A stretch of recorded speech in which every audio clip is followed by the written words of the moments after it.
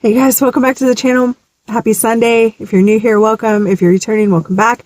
My name is Marisa, and yeah, sorry I haven't made a video all week. Y'all, I'm sorry. I have been going through it a little bit.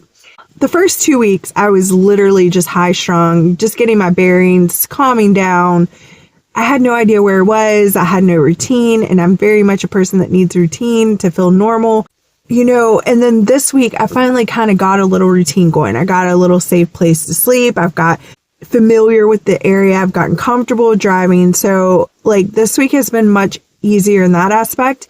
The hard part, and I want to just be transparent with you, is the struggle of, okay, now I have confirmation. He gave me confirmation that I'm supposed to be here, but I haven't yet found the reason why he brought me here, right? That I haven't heard him speak on, Lord, why did you bring me here? And so a lot of times when we're waiting on the Lord and we don't have that purpose, it's a battle of faith because, with a purpose, with one word from the Lord, you can do anything. You can do anything. I'm telling you right now, when we get sad, when we get depressed, when we get lost in life, when we get, when we just want to hide away from the world, which is kind of what I've been doing this week, when we get into these funks, when we get into these, it's because of hopelessness. And faith is the substance of things hoped for, the evidence of things not seen. So our hope and our faith go hand in hand. And so it's not that I'm hopeless. It's not that, but I'm telling you, when you're when a lot of times when I get into a funk, when I get into like a little depression, I want to call it, where I'm just wanting to hide away from the situation or the world or whatever. It's because my faith is weak, and I'm always one to look inside before I blame anything on the outside for my issues, for my problems, for my circumstances. But, it's been a huge adjustment going back into a trial like this, back into an adventure like this, right? It's hard to get back into it because the last year when I got home from California, I had been prior to let me go back to August 20th of 2020. That was the day the Lord said, quit your job, move out of your condo and sell your car. I did all three of those things on August 20th of 2020. He said, you work for me now. And I started living by faith from that moment. Like literally, I walked everywhere. I depended on him for my every bit of food, my clothing, my every bill I had to pay. Everything was by faith, which means if I need it, I pray for it, and he brings it somehow, some way. It happens. And so I've lived that way since August 20th of 2020. He has called me to live completely by faith. I know there are a lot of people in ministry that have jobs, that have careers outside of ministry. He has purposely called me to live by faith, and not ask for money, not panhandle for money, not raise funds, not do all this stuff that a lot of ministries do, because I think he wants me to prove that it can be done, so I appreciate those people that pour into the ministry, because you guys know it's by the leading of his spirit that you guys sow into this ministry. It's not from me coercing you or begging for your tithes and offerings or raising funds or doing GoFundMes or anything like that. I make my information available because the Bible says that those who share with you spiritual things, you should share your physical things with them. And so I make the information available. But I don't ask for it. I don't, you know what I mean? So he's called me to live that way since August of 2020, and I have. And the thing is, prior to California, up until last year, I walked everywhere. I did not even drive until last year when I got home from California. Lady, Miss Diane, she bought me a vehicle, the one I'm living in now. And so that was a blessing. And also a really good friend of mine, gave me a very large check, and I was able to live comfortably all year. And that was the first time since he had called me to live by faith that I hadn't lived on $50 a week. And prior to that, I had walked everywhere, and I'd lived literally on $50 a week for the 3 years prior to that. So this past year was very comfortable, far more comfortable than I had ever lived before. But as we journeyed back out again, when he told me to go north, that was kind of the beginning of me again getting thrown back into living by faith, my daily bread every single day. So that's been a big adjustment going back into that. And I will say, I love living by faith. I love every time the Lord comes through for me. It just reminds me over and over and over again that he sees me. He knows me. He knows what I need. He supplies all my needs. So I enjoy living by faith. I'm not complaining against it. I'm just saying there's been an adjustment from like this past year where I had like cush, where I had a safety net, where I didn't have to struggle every single day when I wake up and be like, Lord, feed me today. like it was very nice. I almost got spoiled, but going back into it, it's fine. I'm accustomed to living like this. I'm just saying for the past year, I haven't had to, and he's been very generous with me this last year. And but he's called me to live that way to prove that it can be done. And I know there are many people who also work and do ministry. And I know that there are some people who use their ministry as a means to getting gain. And I'm not knocking the first one. If God has called you to work, then work. If God has called you to live by faith, then live by faith. But what I don't want to ever be is one of those people who uses their platform for a means for gain, right? And so that's why I'm always telling you guys, if the Lord lays it on your heart, be obedient to him. If he doesn't, don't. That's between you and the Lord, and we have to give an account to him for our obedience or lack thereof. And so, but I'm not going to be the one that solicits it, basically. And so part of that is just teaching people how to walk by integrity and showing people that God supplies one way or another. God will supply all your needs. And so even this week, my parents mailed me my coat from Myrtle Beach, and I didn't think I was coming this far north. I didn't think I would need this coat because I thought I was just going to go help clean up. And so when I got here, I was like, I'm going to need my jacket. So when there was an issue getting the jacket because the address was wrong, but finally I got my package. It took a long time, but finally it came. And then when I opened it, there was my mom had stuck my mail in there, and there was a rebate check for all the money I spent at Costco last year. They give you a rebate check at the end of the year. So I found a 2-story Costco in Brooklyn, which was a madhouse this week. And I went there and I was able to get some groceries and stuff. So that was really cool. And so that was a nice blessing I wasn't even expecting, so the Lord has a way to come through for you. And so my job in walking by faith is to teach you guys that God is faithful. And so hopefully I can do that to the best of my ability. And I do just want to say thank you to the ones who are obedient and to sow into this ministry and that are a blessing to me, because you're like destiny helpers that are helping me. Your obedience to helping this ministry is helping me get to whatever the store is that God has for me. And I greatly appreciate it. Believe me. And so, it's like teamwork makes the dream work. So I always say that, but anyway, but part of it is I haven't had to be completely, utterly dependent on the Lord in over a year the way I am right now, the way I was before. And so it's been an adjustment getting back into that.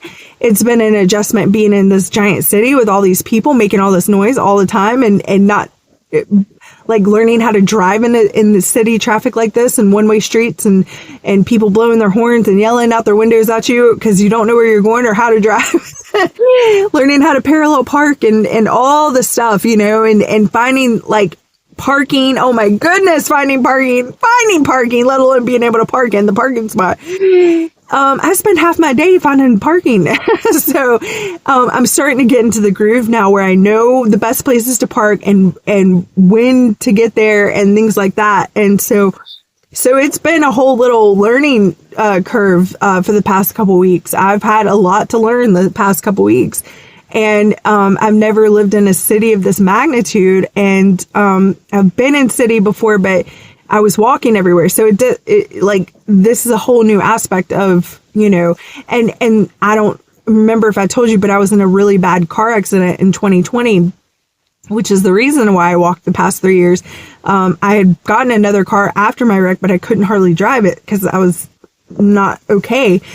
I was having panic attacks and flashbacks. And so this year was the first year I've driven since 2020, and driving in this traffic for the first 2 weeks, I was not okay inside. But now I'm okay. We've gotten over that hurdle. We're driving again. We're even listening to music while we drive. So I'm okay now. And but yeah, the first couple weeks, finding a routine, because I need a routine, because it helps me feel safe. It helps me feel like a normal human.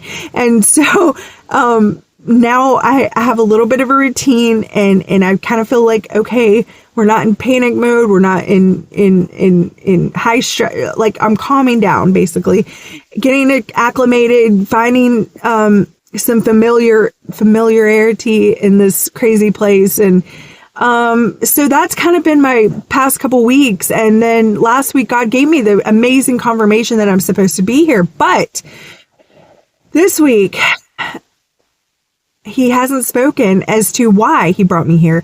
I just know that I'm supposed to be here. And I think when I went to California, I was much more in a panic state because when I went there, I expected him to open the door immediately, and he did not.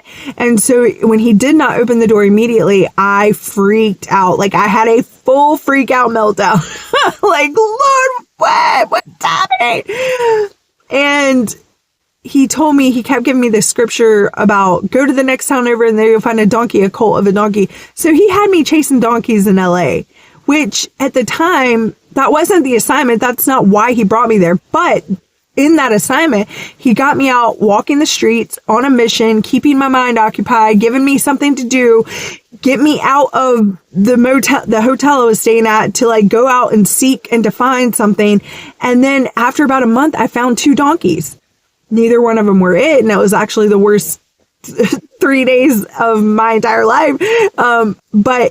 And at the end of it, I thought I was crazy, and I was like, I need to go home. And at that exact moment, someone sent me a prophetic word, and I was sitting on a street corner about to give up. And after I'd found the donkeys, but like something bad happened instead of something good happened. So I'm like thinking, Lord, I have lost my mind. I need to go home. And my friend sends me that prophetic word that said, the title of it was Chasing Donkeys, Finding Destiny. And in that, the man giving the prophetic word was telling about King Saul before he was king. He went out on a wild goose chase and looking for his father's donkeys that had gotten loose. And he went all over looking for these donkeys and couldn't find them anywhere. And he was about to give up. And right then his friend said, hey, there's a holy man named Samuel. He's a seer. He will know where your father's donkeys are. And so their journey transitioned from looking for donkeys to looking for a holy man. And when they found Samuel, Samuel anointed him to be king over Israel, the first king over Israel. So Samuel was already waiting for him. So at that moment, I was like, I'm not crazy. I got to find this holy man. Where's the holy man? And so it took 2 more months, but I found Pastor Phil Aguilar, and the man changed my life. So it was absolutely the correct thing. It wasn't the thing. The donkeys weren't the thing that I was there for, but it got me out on the mission that would lead me to that open door. And so this week, I've just kind of been fighting my own, when the Lord hasn't spoken, you can have, when you don't have a purpose, when you don't have, like, at that moment, my purpose was go find donkeys. Okay. Then go find the holy man. Then I met Pastor Phil. But in those moments where you don't have a purpose, you can feel like that's when I'm at my absolute worst, is when God hasn't spoken. I don't know what to do. I don't have any marching orders in, and I'm just like a wandering vagabond. I think that's most people's problem in this world. They lack purpose. And so even if it's just a temporary purpose, even if it's just a temporary assignment, like, we all need something from the Lord to get us on a mission, to remind us, what is your mission? Why are you here? What is the assignment? And so for me, I need an assignment in my life at all times. And those little gaps, those little moments where I am lacking an assignment or I'm lacking a purpose, I don't do well. And that's just the truth. And I'm just going to be very blunt with you. Like, I don't do well. Like, I'm such a soldier. I'm like, Lord, give me some marching orders. What are the marching orders? Aye, aye, sir. Let's go. Yes, sir. And I'm such a soldier. And every soldier needs an assignment, a job, a purpose. And so that's what I've been struggling with this week is, Lord, speak to me. I need something to do. And so, but he also knew that I needed to get used to this place. And so, this week I have kind of felt more normal and more comfortable and more, stable and settled in, I guess. And so now, I will say that when I got to California, I was in such a rush to get wherever we were going. And I didn't know it would take 3 months to find Pastor Phil. I had no idea it would take 3 whole months. So this time coming into this, even though I do lack the mission, the assignment so far, I can say with very much certainty, I don't have that same urgency of panic of like, Lord, speak now, or because when I went to California, I was a complete mess. I was so frantic, and I feel like he had to give me some mission to do because I was going to lose my mind. This time I'm much more comfortable as in, Lord, I trust you. You'll tell me when the time is right and we'll get it done. So I'm not in that same angst, although I always have some sort of angst when the Lord hasn't spoken because I'm the type of person that always needs the Lord. Lord, what are you saying? I need to hear his voice all the time so that I just feel at peace. And so anyway, that's as transparent as I can be. And I hope that made sense to somebody. But, we always need purpose with the Lord. We are creatures meant for purpose and assignments and duties and responsibilities from the Lord. And so anytime we don't have that, it can be a little off-putting, and hopefully it doesn't last too much longer. But the Lord also, he doesn't just see like he's looking at your whole situation, because in my situation, he knows that I needed some time to get acclimated. He knew I needed some time to get adjusted to this. So before he can give me the next thing, he has to get me situated in the thing that is right now. And I understand that he's looking at all my needs, not just the big purposes and plans of God. He's looking at my daily mental health of calm down, quit being so anxious. You're not going to die. It's okay. Here's a safe place to sleep, and here's some food. And, so he's looking at all of our needs, not just the big plans and purposes of God. And so that's because he's very meticulous. He's very detail oriented. He cares all about you, not just about your calling and your purpose and your assignment. And so with that, I am very sure that in his right timing, he will tell me the bigger purpose. Other than that, let's see. Today I'm going to Times Square Church. I'm about to leave and head that way and just go park, try to find parking on the street if I can today, and get there early and walk around. And I think there's some sort of meeting afterwards that I signed up for. I filled out a contact form, and the lady said there was a meeting today with people my own age. I think she said after the second service. So I'm going to stay around for that today. We'll see how that goes. See if I meet some friends at least, So, anyway, I'll try to update you guys more this week. It was just nothing really to report. It really was a boring week of me just figuring this place out, and nothing eventful happened. So,